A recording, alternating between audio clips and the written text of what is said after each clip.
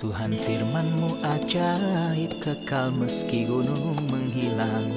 Tiada huruf yang gagal, tak terpatahkan siasat. Hidup seperti-Mu ya Allah, lebih dari emas. Aku bersaksi kitab-Mu, kitab yang suci. Mendengarkan firman-Mu, hibur hati yang luka. Terangilah langkahku kemanapun ku pergi. Biarkanlah firman-Mu berkuasa atasku. Ubahkanku, bebaskanku, ku mau menyenangkan-Mu. Tuhan firman-Mu ajaib, kekal meski dunia. Ubah dan bebaskan aku, mau menyenangkan-Mu.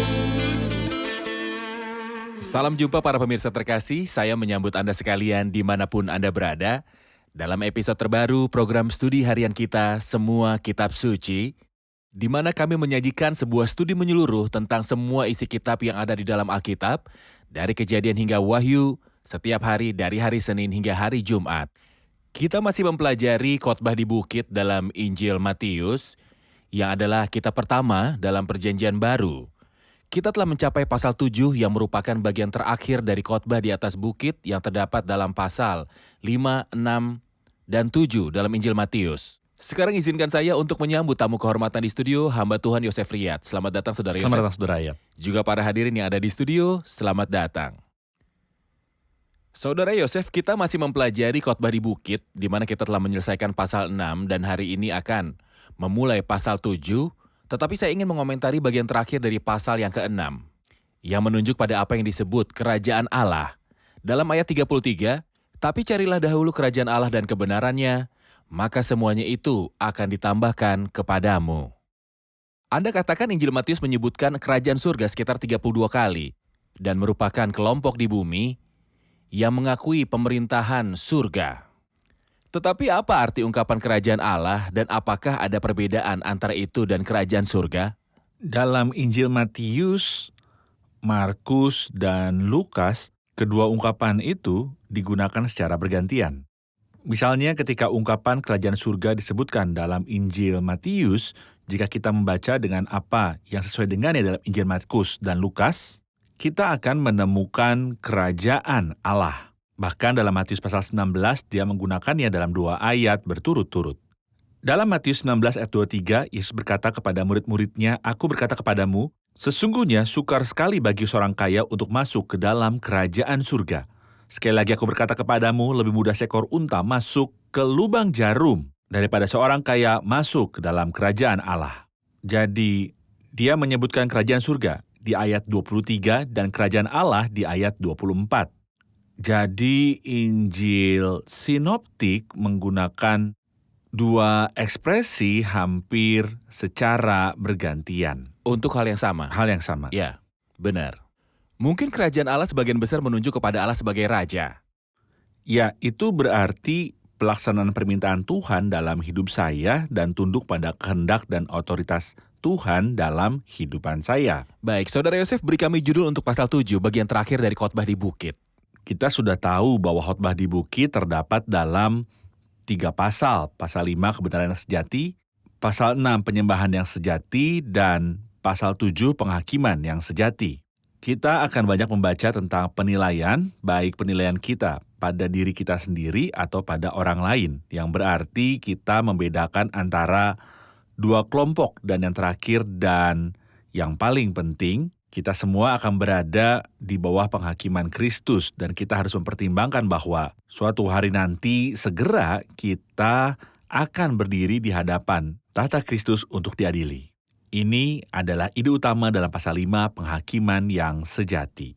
Bisakah Anda tolong ingatkan kami tentang poin kunci utama atau topik dari pasal ini? Pasal 7 dibagi menjadi 2 bagian. Bagian pertama hubungan murid Kristus. Kemudian dari ayat 13 sampai akhir pasal, kita dapat menganggap bagian ini sebagai lampiran dari khotbah. 4 biner yang mengakhiri khotbah besar di bukit. Pada bagian pertama, Kristus memperingatkan orang percaya agar tidak menghakimi orang lain dan mendesaknya untuk membedakan dan mendorongnya untuk meminta dan berdoa, dan akhirnya dia menyebutkan aturan emas dalam ayat 12 dan itu dinamai dengan tepat. Kemudian dari ayat 13 sampai akhir pasal, kita akan membaca 4 paradoks dalam ayat 13 dan 14, 2 jalan dan 2 tujuan, dari ayat 15 sampai ayat yang ke-20. 2 pohon dan 2 jenis buah-buahan, kemudian dari ayat 21 sampai ayat 23, 2 tim dari paradoks, dan akhirnya dari ayat 24 sampai 27, 2 orang dan 2 rumah. Baik, terima kasih. Saya akan membaca bagian pertama dari ayat 1 sampai ayat ke-6, kemudian saya akan kembali untuk memberikan pertanyaan. Silakan. Jangan kamu menghakimi supaya kamu tak dihakimi. Karena dengan penghakiman yang kamu pakai untuk menghakimi, kamu akan dihakimi. Dan ukuran yang kamu pakai untuk mengukur akan diukurkan kepadamu. Mengapakah engkau melihat selumbar di mata saudaramu, sedangkan balok di dalam matamu tidak engkau ketahui? Bagaimana kau dapat berkata kepada saudaramu, biarlah aku mengeluarkan selumbar itu dari matamu, padahal ada balok di dalam matamu? Hai orang munafik, keluarkanlah dahulu balok dari matamu, maka engkau akan melihat dengan jelas untuk mengeluarkan selumbar itu dari mata saudaramu. Jangan beri barang yang kudus kepada anjing, dan jangan kamu melemparkan mutiaramu kepada babi, supaya jangan diinjak-injaknya dengan kakinya lalu ia berbalik mengoyak kamu. Apa yang Tuhan katakan tentang menghakimi? Dia memperingatkan kita untuk tidak memiliki semangat menghakimi, karena beberapa orang selalu menghakimi orang lain. Mereka tidak melihat sesuatu yang baik pada orang lain, tetapi mereka selalu memiliki roh menghakimi, dan Tuhan membandingkan roh ini dengan balok di mata manusia, dan tentu saja ini adalah karikatur. Dia berkata, mengapakah engkau melihat selumbar di mata saudaramu, sedangkan balok di matamu tidak kau ketahui? Tuhan memperingatkan kita dari roh, karena dengan penghakiman yang kamu pakai untuk menghakimi, kamu akan dihakimi. Ini bukan berarti menerima segala sesuatu, tetapi janganlah memiliki jiwa atau berusaha menilai motif atau memberikan penghakiman yang mutlak karena ini milik Tuhan. Tapi kita harus membedakan dan menilai semua hal seperti yang dikatakan Alkitab kepada kita, misalnya dalam 1 Korintus pasal 2. Untuk menilai diri sendiri dahulu. Tentu saja mulailah dengan menilai diri sendiri dan Tuhan mendorong kita untuk melakukannya. Dan kemungkinan besar jika manusia berhati-hati mengeluarkan balok dari matanya, dia tidak akan melihat selumbar di mata saudaranya. Seringkali masalah kita diproyeksikan pada orang lain dan kita melihat kekurangan kita pada orang lain. Tentu saja tidak salah jika orang yang rohani berusaha memulihkan saudaranya.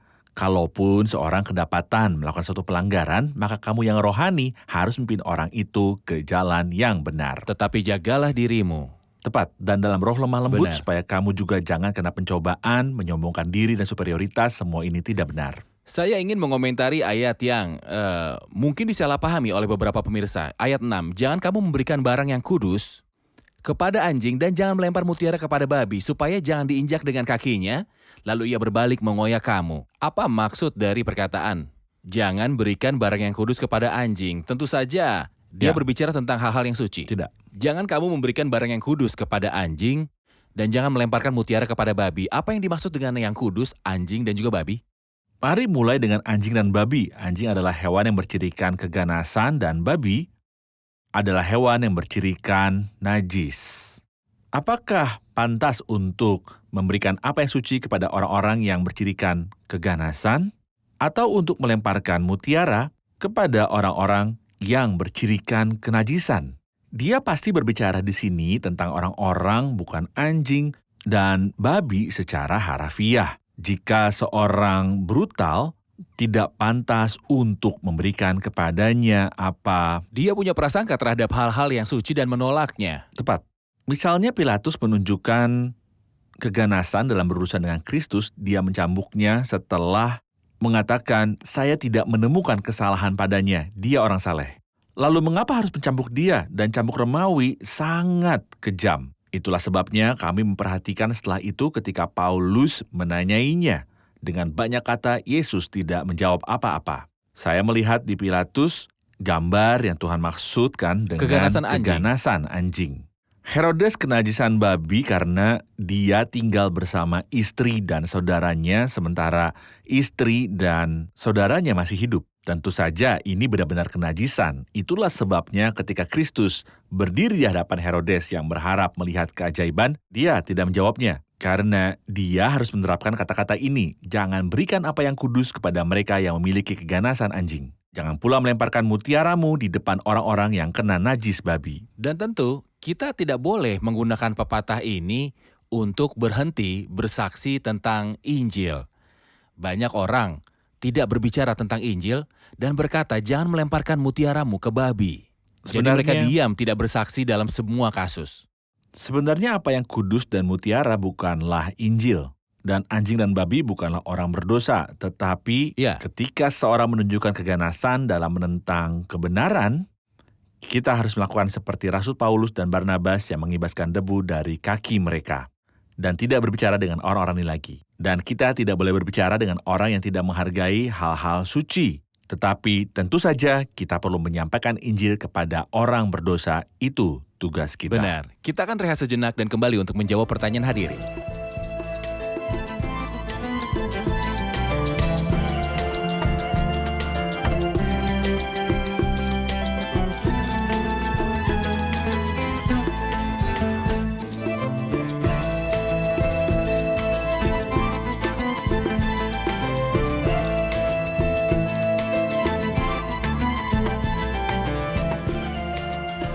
Di dalam pasal 7 ayat 7 dan 8, mintalah maka akan diberikan kepadamu, carilah maka kamu akan mendapat, ketoklah maka pintu akan dibukakan bagimu.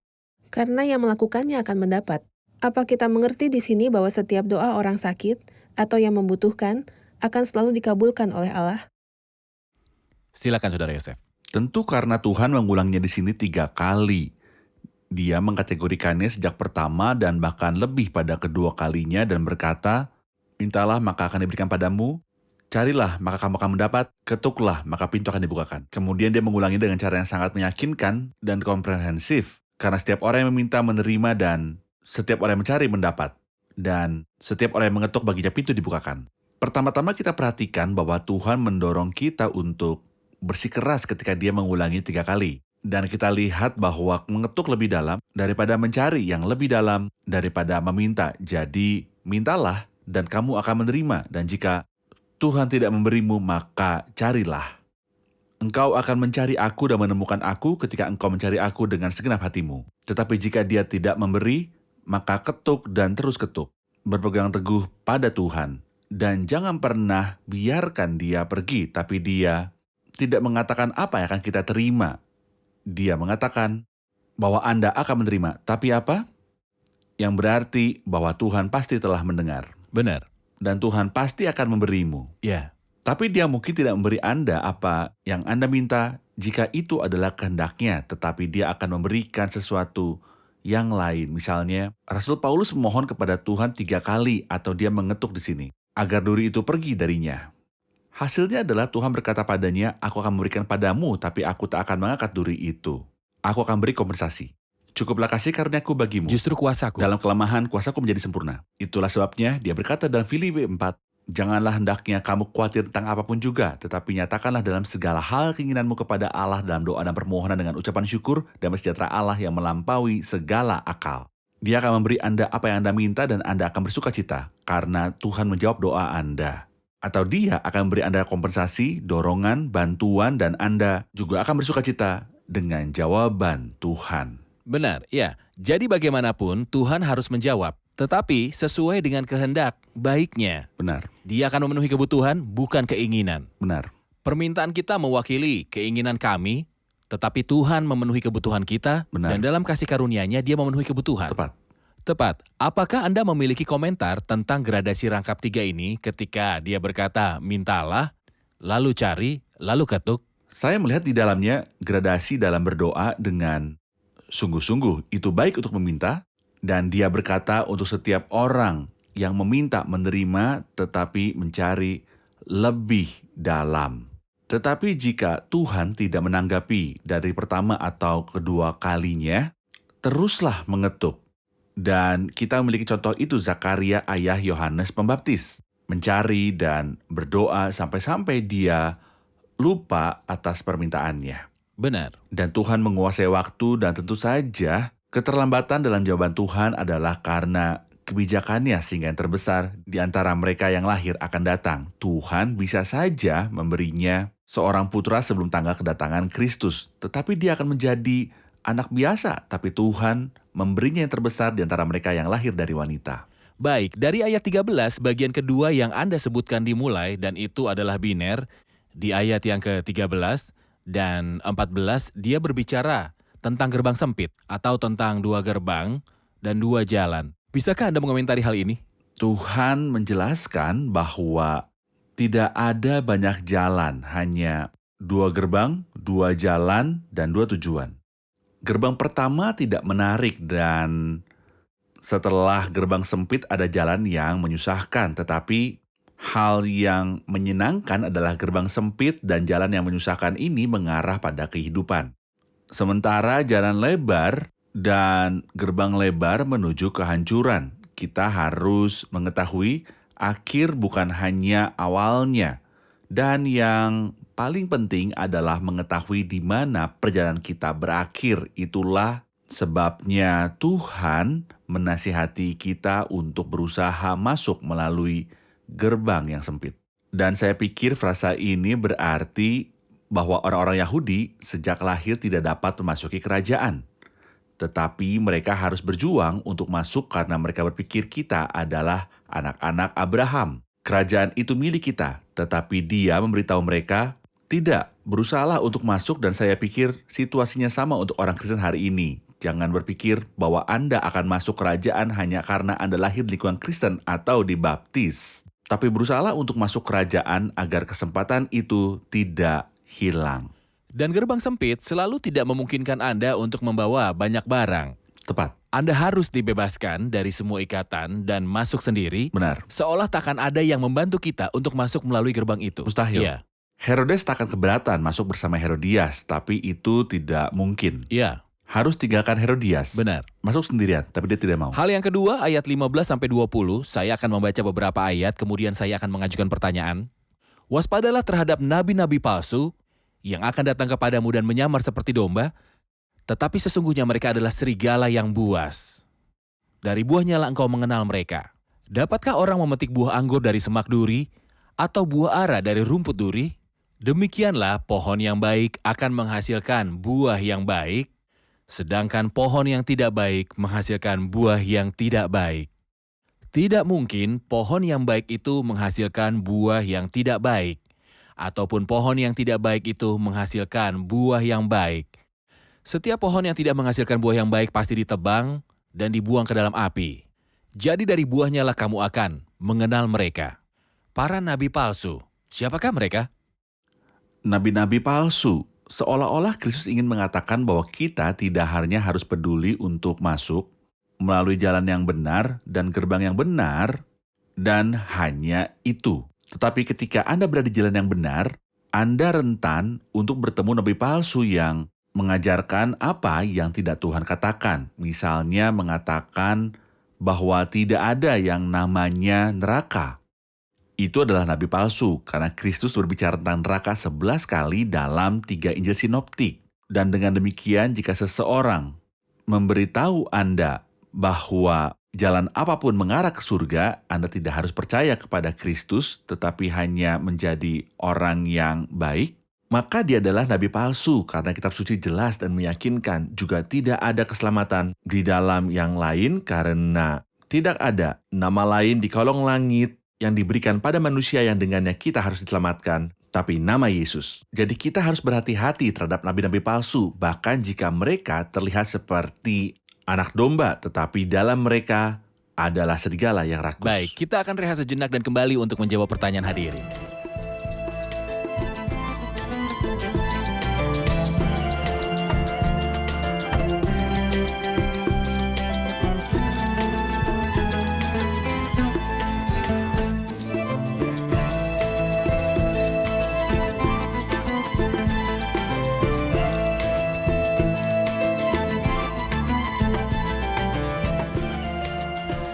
Pasal 7 ayat 19, setiap pohon yang tidak menghasilkan buah yang baik pasti ditebang dan dibuang ke dalam api. Apakah artinya setiap orang percaya yang tidak menghasilkan buah yang nyata akan binasa atau kehilangan imannya? Silakan Saudara Yosef. Dia tidak mengatakan bahwa dia tidak menghasilkan buah, karena semua orang menghasilkan buah. Tetapi jenis buahnya apa? Setelah dia memberitahu kami, kita dunia binatang serigala yang rakus. Dia memberitahu kita tentang dunia tumbuhan. Dia berkata, apakah orang mengumpulkan buah anggur dari semak duri atau buah ara dari rumput duri? Semak duri dan rumput duri adalah kutukan dosa. Semak duri dan rumput duri yang akan dihasilkannya bagimu. Sedangkan buah anggur dan buah ara adalah buah yang enak, yang menyenangkan hati Tuhan dan manusia dan rasanya enak. Apakah jenis buahmu? Anda yakin memiliki buah-buahan, tetapi dari jenis apa? Jika Anda bekerja untuk daging dan ego Anda, maka buah Anda adalah semak berduri dan rumput duri. Dan dari sini saya tahu bahwa orang ini tidak memiliki hubungan dengan Tuhan sama sekali. Tetapi jika seorang hidup untuk kemuliaan Tuhan, bahkan tanpa pelayanan yang nyata, tetapi bahkan dalam kesakitan dan penyakitnya, dia bersyukur kepada Tuhan. Kemudian orang ini memiliki buah, ucapan syukur, dan seperti yang dikatakan Rasul Paulus, marilah kita memiliki kasih karunia yang dengannya kita dapat melayani Allah dengan hormat dan takut akan Allah. Artinya keadaan saya tidak baik, tetapi saya bersyukur kepada Tuhan. Dan bersukacita dalam Tuhan, itu adalah buah yang halus. Tuhan bantu kita untuk berhati-hati dengan buah apa yang kita hasilkan. Dan dia tidak berbuah sama sekali adalah tanda bahwa pohon itu sudah mati. Tetapi orang percaya sejati tidak akan binasa dan aku akan memberi mereka hidup yang kekal dan mereka tidak akan binasa. Benar. Ayat 21 sampai dengan ayat 23, saya merasa takut ketika membaca kata-kata ini karena saya melihat gambaran hamba yang akan binasa. Tuhan berkata, bukan setiap orang yang berseru-seru kepadaku, Tuhan, Tuhan, yang akan masuk ke dalam kerajaan sorga, melainkan dia yang melakukan kehendak Bapakku yang di sorga. Hari terakhir banyak orang akan berseru kepadaku, Tuhan, bukankah kami bernubuat demi namamu, dan mengusir setan demi namamu, mengadakan banyak mujizat demi namamu juga? Pada waktu itu aku akan berterus terang kepada mereka dan berkata, aku tidak pernah mengenal kamu, enyahlah daripadaku. Orang-orang ini bernubuat, mengusir setan dan berbicara dalam nama Kristus. Siapakah mereka, Saudara Yosef? Apakah aneh bahwa para nabi binasa? Dalam Perjanjian Lama misalnya, kita membaca tentang Zedekia bin Kenaana yang adalah seorang nabi palsu. Dan Bileam yang jahat adalah peramal yang kata-katanya menghibur kita. Tetapi dia jahat dan dibunuh oleh pedang orang Israel. Dan dalam Perjanjian Baru ada Simon si tukang sihir yang membuat kagum orang Samaria. Dan dia percaya dan dia dibaptis. Bukankah mereka semua orang yang binasa? Dan Rasul Paulus berkata tentang orang-orang, kesudahan mereka ialah kebinasaan.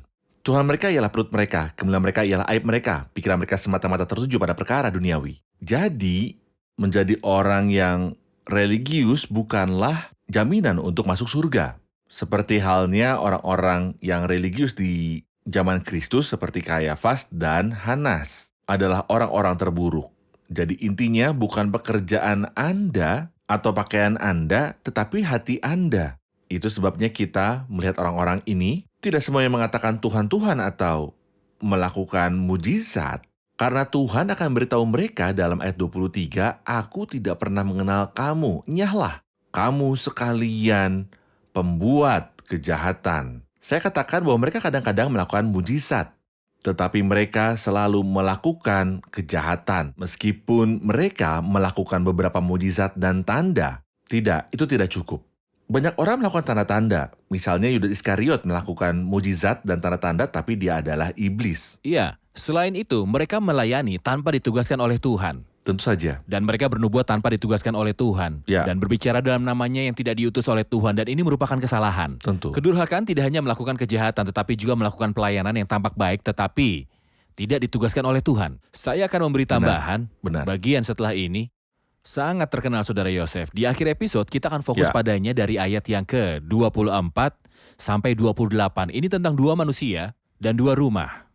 Mohon komentar Anda tentang kedua hal tersebut Saudara Yosef. Silakan. Dalam ayat-ayat sebelumnya orang-orang mengatakan kepada Kristus kata-kata yang sangat bagus. Dan dalam ayat-ayat ini mereka mendengar kata-kata terbaik dan berkata pada Kristus, Tuhan, Tuhan, ini luar biasa. Dalam ayat-ayat ini mereka mendengar kata-kata Kristus. Berkata, tetapi setiap orang yang mendengar perkataanku ini dan tidak melakukannya, ia sama dengan orang yang bodoh, yang mendirikan rumahnya di atas pasir. Tetapi yang lain mendengar perkataanku ini dan melakukannya, ia sama dengan orang yang bijaksana, yang mendirikan rumahnya di atas batu. Jadi, apa yang saya katakan atau apa yang saya dengar bukanlah masalah yang penting. Tetapi, apa buahnya? Apakah saya melakukan kesalahan dan hidup dalam dosa? Apakah saya tidak memiliki pertobatan karena penggalian beritahu kita tentang pertobatan? Mengapa saya repot-repot dengan pertobatan ketika saya dapat segera membangun? Seperti beberapa orang yang serakah hari ini yang membangun gedung tinggi yang runtuh setelah beberapa saat dikarenakan fondasinya yang sangat buruk. Tuhan berbicara di sini tentang fondasi, dan saya pikir fondasi adalah pertobatan. Jika Anda dikalahkan oleh dosa, janganlah diam.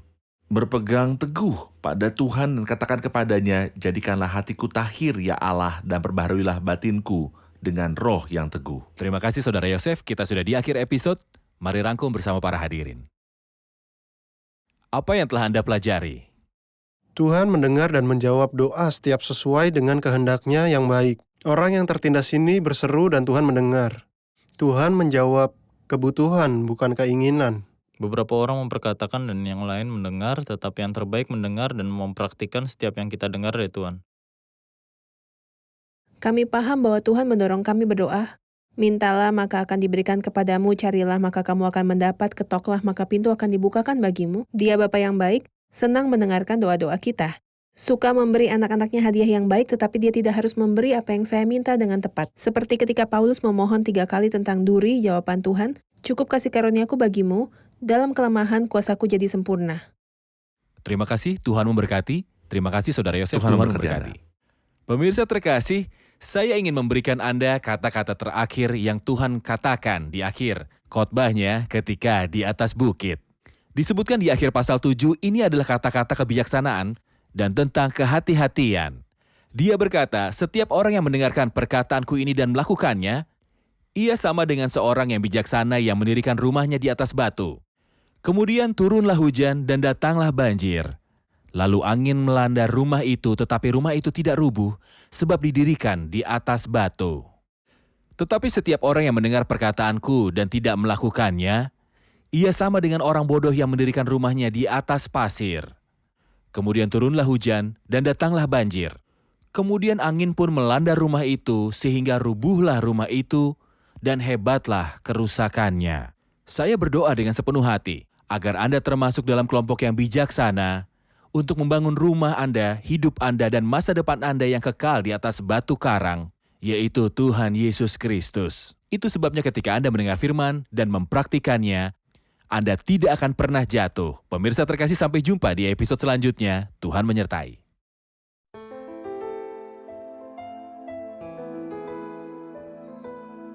Tuhan firman-Mu ajaib, kekal meski gunung menghilang. Tiada huruf yang gagal, tak terpatahkan siasat. Hidup seperti-Mu ya Allah, lebih dari emas. Aku bersaksi kitab-Mu, kitab yang suci. Terdengarkan firman-Mu, hibur hati yang luka. Terangilah langkahku kemanapun ku pergi. Biarkanlah firman-Mu berkuasa atasku. Ubahkanku, bebaskanku, ku mau menyenangkan-Mu. Tuhan firman-Mu ajaib, kekal seluruhnya. Ubah dan bebaskan aku.